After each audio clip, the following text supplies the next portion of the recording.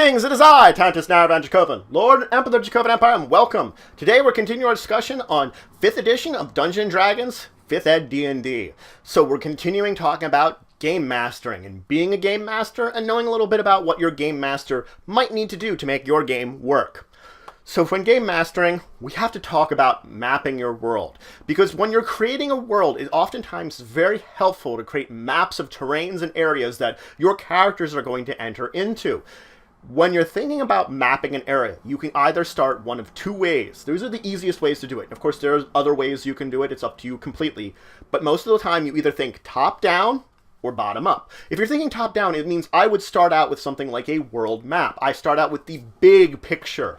I start out with knowing where everything is, and then I sort of move downwards, inwards as I need to. If I need to make a map of a kingdom, I might make a map of a kingdom then. If I need to make a map of a town, I would make a map below there. If I need to make a map of a certain building, I would go down again. I would sort of move from the highest level all the way down. On the other hand, there is the bottom to the top way. This would mean let's say I'm exploring a building. I make the building map. Oh, the building's within a town. Then I make the town map. As long as my people are in the town, I don't have to worry about them making any other maps. But as soon as they're beginning to travel the kingdom, oh, I need a kingdom map. And perhaps if the adventure goes on long enough, I would need that continent map for more than one kingdom. It moves from the bottom up. So bottom up almost feels like you're doing the maps as more you're needing them, while from top down you're doing the maps because you're developing the world your way you want that way. Both are developing your world. One of them is looking more at the big picture, and one of them is more looking at the smaller detailed picture. Both are actually fine ways of looking at your game. I mean, I'm more of a traditional top-down person. I looking at the big picture of the world than going down, but looking at the smaller details of the world and then building it up from there isn't a bad way of building a world either. Now, when we look at maps, using maps for overland areas, it's suggested that you use hex grid maps. Hex grid maps make it easier for traveling. You're not worrying about squares in this case when you're traveling around a map, and hex grids you can have about 5 to an inch with the decent paper, which depending on your scale will depend on the amount of distance, but this will give you a lot of good details, the 5 hexes to an inch scale. So let's look at the different scales you can effectively make maps at, some of the bigger picture ones when you're making it with hexes. You might want to do more of a territory or kingdom map. Territory kingdom map, you would look at one hex would be a mile. Effectively, people should be able to travel a decent amount of distance across your map and maybe not cross it all in one day. This might have a number of small settlements, a town, little farming areas. You could have like one major sort of like town hamlet location, and perhaps a good number, maybe like 8 to 12 small farming if you're more of a farming area, if you're more settled. On the other hand, if it's more of a wild area, you might only have like a keep or a small farming settlement. You might not have any kind of settlements in this sort of area, but you would map out the terrain very well in this area. You'd say where all the forests, every kind of plains are, open farmlands, mountains, all that stuff. You'd have a lot of details on terrain in this sort of map.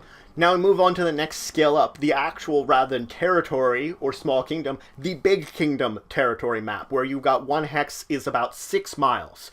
In this case, you're going to start seeing a lot more details of the actual map. If it's inland, that's fine, you just have an inland area. But if it's coastal, you're going to have to start making a coastline, and maybe little islands off of the coastline.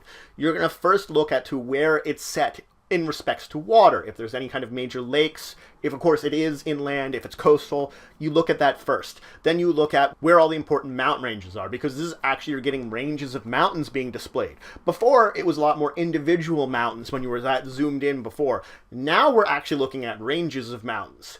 Then we move on to things like rivers and other details like that. We move on to the different terrains where you're going to have to mark off forests, plains, that sort of thing, swamps, marshes, and then you also would start marking off all the important cities or villages, actually large scale ones that actually have importance to them.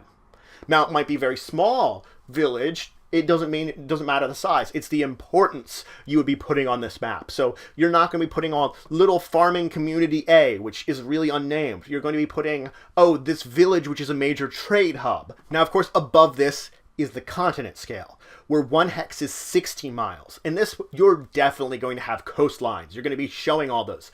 You're really only going to put major rivers and lakes, not into small scale stuff, the really large big ones, major mountain ranges, things like that. You're beginning to have only the most important information about what's large and big on this map.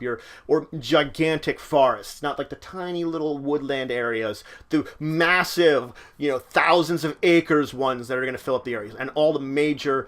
And this will have multiple kingdoms on it, or it normally would. This is the kind of map that will show multiple kingdoms, where you might only mark off where, like, the most important cities are, where the capital is, where the metropolises are, those sort of things. You're not going to mark all the little settlements and stuff at this point in time. You've expanded up where only the most important information is put on this.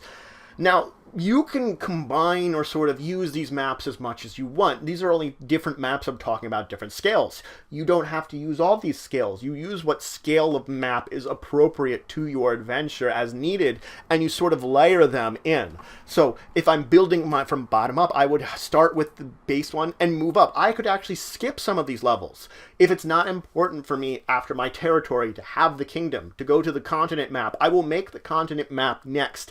I will embed these maps inside of each other so that they could theoretically stack, and I would be, when I'm talking about going top down to the smallest, I'm zooming down, or from bottom up, I'm zooming out, getting to wherever I need to go in map size. Now let's move into talking about settlements, because settlements are very important. Characters are going to move through settlements. It's where other people live. You're going to have to ask a number of questions right off the bat to determine what this settlement means to your game. First off, what purpose does it hold to the game? Is it one that people are mainly going to travel through? Is it one that they're going to be staying at? You have to ask that question of what important purpose it is to your game. Now, how big is the settlement? Is it a small, tiny hamlet? Is it a massive city? What kind of size settlement is it? Then you move on to say, who rules it? Or who's in charge? Or is it part of another kingdom? These questions about what the hierarchy of government is. You then, of course, look to what defenses the settlement would have. Would it be defended against a large major invasion? Would it be in an area that's very peaceful and there wouldn't be a lot of defenses? Then what kind of goods and services are offered? Where could people buy supplies? Or where could people trade supplies? Get things that they would need. You look, are there any major temples or other major organizations that have some kind of claim or building within this settlement? It defines a little bit about like what people might have organizational wise within the town. Is there some certain church that has a lot of influence? Is there a specific organization that has a lot of influence? Are they just merely there? These are very good questions for helping develop your settlement. Next, does the city have any kind of fantastic element? Does it make it different from any other city that is, unique and interesting?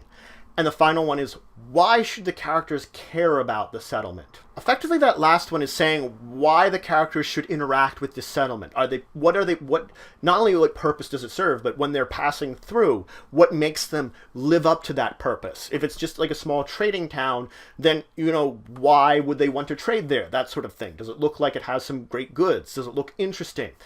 And the details come about from that. What kind of purpose and importance your characters are going to deal with it really tells you the amount of details you should develop on the town. If it's merely a small town that people are passing through and getting some supplies in, a lot of details aren't important. While if your characters are going to be there for a period of time, it might be important to start mentioning or coming up with a lot of details that they will learn about while they're there. For examples, let's say you're just doing the local color where they're just passing through. This point in time, they're just buying some supplies, resting up, moving on. You're really only going to add details as your characters interact with it. If they go to the general store, you're going to want some kind of NPC running that place. What kind of store is it? If they're only going to the tavern, you only need to talk about the tavern. You can forget the rest of the town. Whatever interactions the PCs are going to have with the town will determine what you're building, this the sort of local stop. Next up, you can have it a hometown. Now this means you're going to need a lot of details. This is going to be fleshing out a place that your characters are going to be based out of. If they're going to go to certain places that they're going to visit repeatedly. You're going to have to come up with all the details of that location that they're repeatedly visiting. On the other hand, as they explore the town, they're going to have to know about it. This is their hometown. They might not always be here, but this is sort of where they go back to. And generally speaking, it's where they recuperate, where they train, things like that. So there is an importance to town and the level of detail that you're having. That's a little step up. Next level of detail is, of course, it's the adventure site.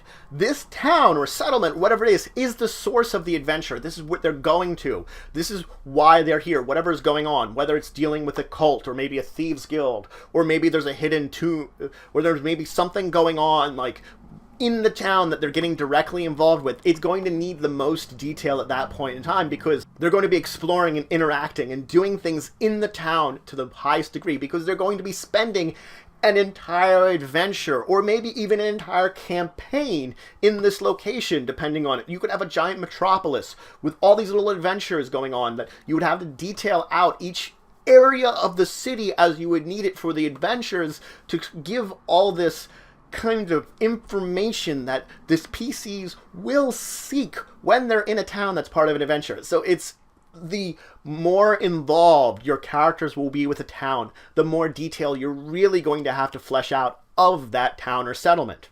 If you are using it for campaign, you're going to have to remember to add in a lot of events and add in a lot of NPCs, which are going to give a lot of the most amount of details. You're going to have to prep things ahead of time a lot more than if you're going to have any of the other types of settlements.